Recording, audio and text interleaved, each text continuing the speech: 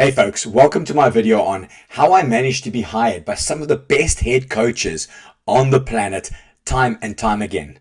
What was it about my approach, my systems, my interview technique, and inevitably the way I actually delivered my coaching that got the faith in me to be able to be hired by these folks? Some of them are some of the most exceptional coaches on earth who have a massive reputation and are very, very hard to get to talk to. And actually, they're actually quite skeptical of anyone coming in because they've got their own great systems and their own great people. Why would they bring in a coach from outside that they hardly know, that they just met? So I'm going to share with you the way I was able to make an impact on these coaches in an interview where they sat in front of me and believed I could deliver exactly what I say I can deliver.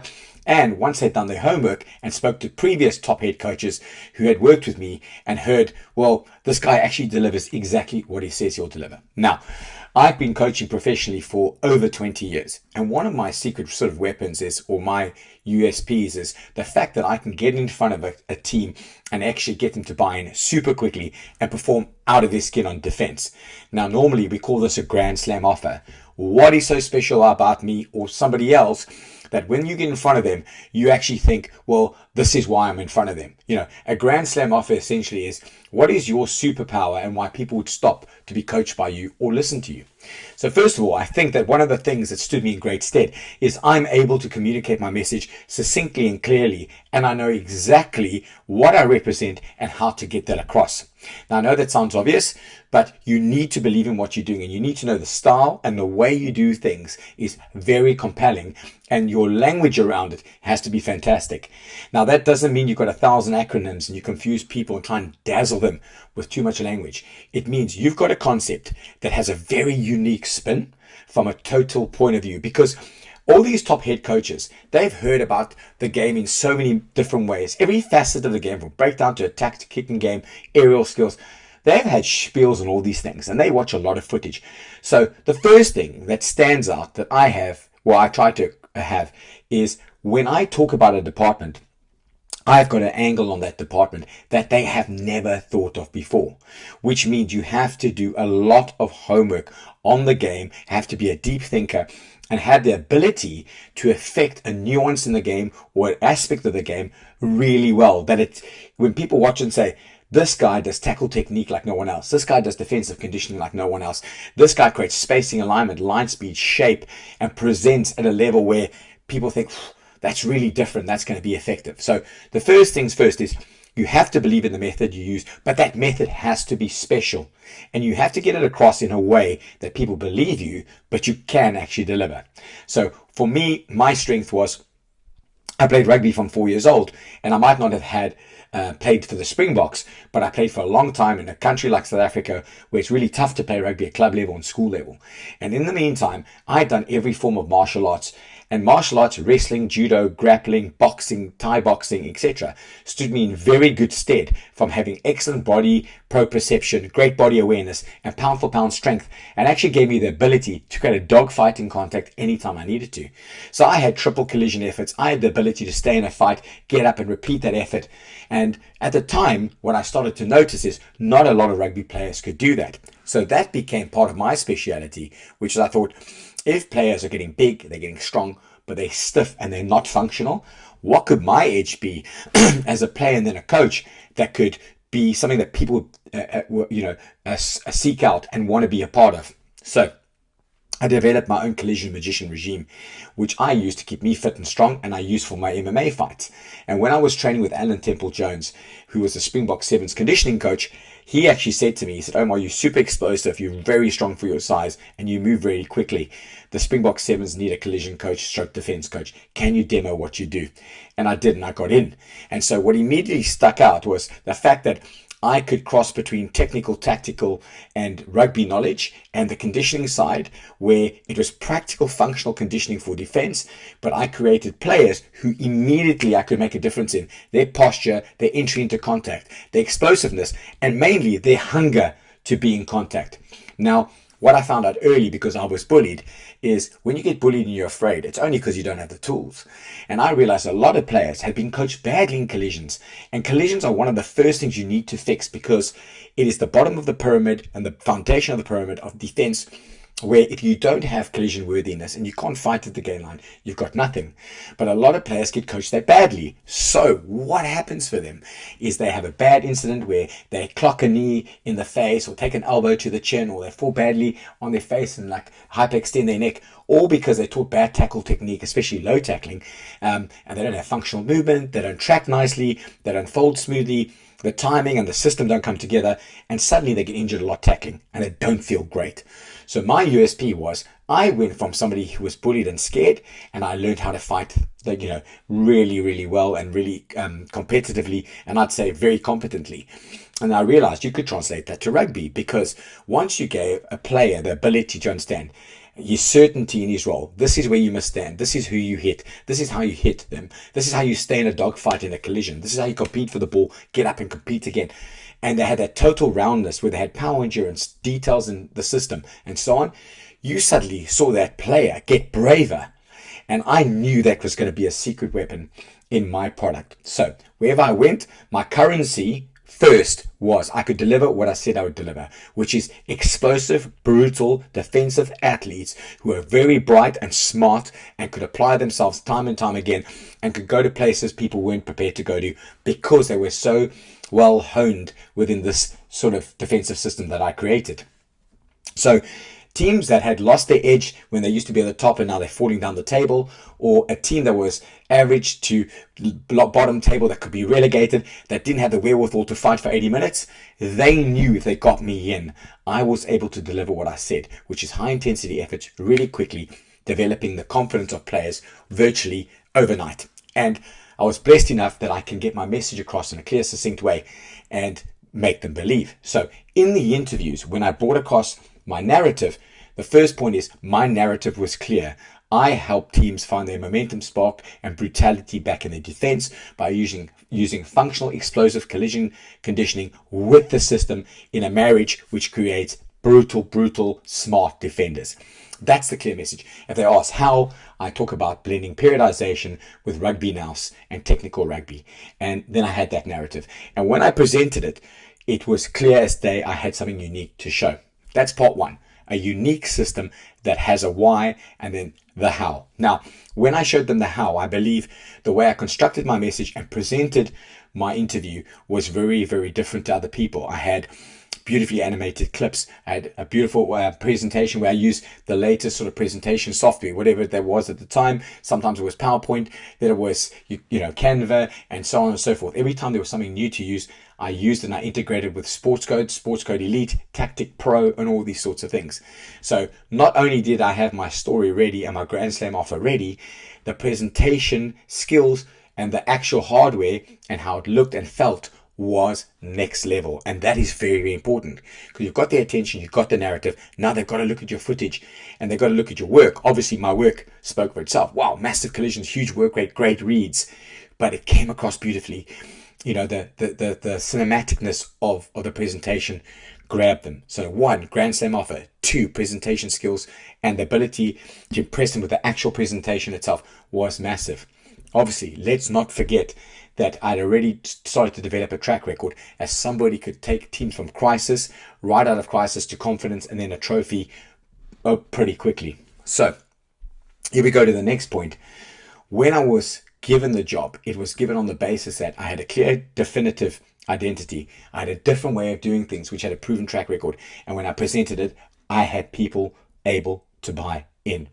Now, when I got into teams themselves, my sort of approach is a very personalized approach. When I use something called Spark, which is a framework I created, and Spark is with a C, not a K. And I started with significance, and I go to performance, then I talk about alignment, and then I talk about a redirect, and then clarity. Now, I'm not going to go into all that now, but I use that to get individual players on side super quickly, create significance in them. You're important. I'm listening to you. I create significance in their performance. Your your role in performance is unbelievably important. And I tie that in. So I feel heard as a player. Thank you for hearing me out. This is where I feel we're going. This is where we went wrong. This is why I don't perform. But then I make them understand why they're significant and why they need to perform, because they're important to us. And then we talk about performance, which is bottom line performance parameters. We talk about game scripts. We talk about building your temperature. We talk about focus on vibe connection and acceleration of performance. All these things come together in the Spark framework. But primarily, what got me the jobs with these guys is the fact that every job was my currency. I had a relentless, ruthless work rate when it came to studying footage, coming up with solutions to problems that people thought about in a regular way. I approached them in a completely different way. So number one is my ability to connect with those coaches because my Grand Slam offer was different. 2, the quality of my presentation and my approach and my narrative and how I put it across. 3, the fact that my currency from my previous jobs was there. 4, the fourth most important thing is I approach things differently. I never looked at stuff in the mundane way. And I've spoken about this before. You know, Navy SEALs, SEAL Team 6, Army Rangers, every level you go up higher, there's almost no field manual anymore. Those guys are the top echelon. They are creating the next level drills, tactics, strategies that don't even exist yet. And that's how you've got to think. You've got to look at something in its intrinsic form and say, what is this thing within itself? What makes it work? What makes it break down? And what have we not thought of that could be a unique angle to make this or optimize this in a way that no one's thought about? That's how I view defense, conditioning, work rate, tactical details on kicking game, and obviously watching attack, figuring out attacks, but also thinking about better ways to attack the way that I would attack so I can actually think like an attack coach. So that's where I was super lucky. Now, the last thing where I'm super lucky, and that's just part of the journey, is every single time I got in front of a head coach, they had a different style. One was a great motivator and good leader in the terms of they transcended real life and you felt like you just wanted to die for them. The next was a highly tactical, technical technician where you learned how to build the bones and the bricks of a team that performs from a literally on-field point of view. They were technicians. And then you got the coaches that were combinations thereof. Then you got coaches who were just great big picture coaches who were great with contracting, building pipelines, and so on. So every single time I was a literal sponge for styles of coaching, styles of environments, taking things from routines and rituals in the cultures. And I started to develop hybrid after hybrid after hybrid. So coming to the last part of the strength of this thing was I didn't stay still. I stayed 2 and 3 years in organizations and I moved on. Now, in the beginning, that was completely because I wanted that. I wanted to make a huge impact and move on. And people bought me out of my contract to have that impact for them. Obviously, there's a side sort of symptom to coming to settled groups, which is some groups have been together in a legacy format 10, 12, 15 years. And once I give them the boost, they've got their own people whom they wanted upskilled, and then they're not going to promote you. They think, you know, thanks for coming in and firefighting. We've got our own people to promote. We've got our own people we're going to help. You can go if you need to go. And so, you know, being on the move all the time was positive. It made me adaptable. It made me learn quickly. It made me learn things other people hadn't learned and hadn't seen. And that's why, you know, if you're in a place for 10 years and you've won trophies over time because you've been there 1, 2, 3, 4, 5, 6 years and you start to win trophies because you got consistency and you've got, consistency and you've got, great bonds that make you sort of have a common purpose and you die for each other. That's great. But you also got the flip side is you become stagnant. So if you move too much, it's not good. But if you move in a certain way, you get exposed to things where you've got clarity. You say, hey, I've been in the last 5, 6 environments for 2, 3 years between France, Italy, South Africa, Australia, wherever. And I've got perspective on that's really a great way to do things. That's an average way to do things. So the last point is if you move from environments to environment and you actually take note, you'll learn so much that will stand you in fantastic stead. And one thing in my 20 odd years of sample set of going to teams that are in crisis that want to rebuild is you see the 3 most important things that actually help will make teams ail, which is A, the best teams or the teams that operate know how they win games. They've got alignment on how they win, and they actually can match the match demands of the vision of how they play. And the worst teams are completely opposite. They don't know how they win games. They change the story every week. They don't have match demands because they don't actually underpin how they play. and they don't have alignment on how to win because they start to lose because they're erratic, and then everyone's got a different opinion and there's friction and drift, and suddenly players and staff implode. So the most important thing to sort of emphasize is I was able to be hired by these coaches time and time again because my Grand Slam offer was I did things differently and effectively because I looked at the game in a different way and I brought my own flavor to principles that already existed. Number two is I was able to articulate that with a strong language. And number three, I was able to impress because I did it. I was able to demonstrate at pace. My presentations were on point and I was relentless in my details, stats, facts, video, and so on. And that's probably something I'm not emphasizing enough here. Being obsessed with your craft and never standing still is part of the moving every 2-3 years.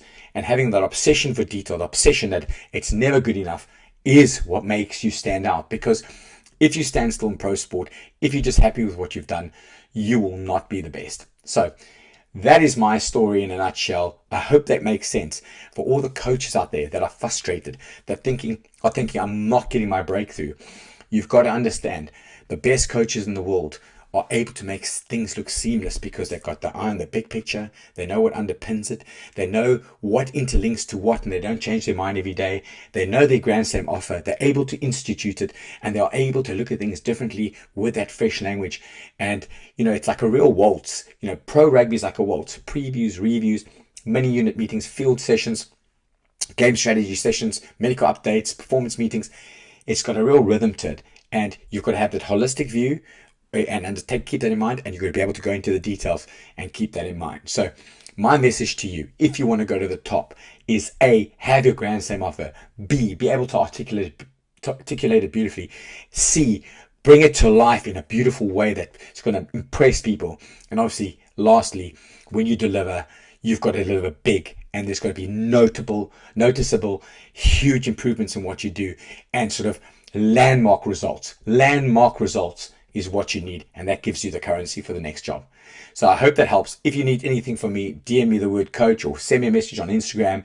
Tell me about where you're going, what you're going through, and I'd love to help you if I can. Stick at your coaching. Always aim to be the best version of you, and things will be great and things will work out.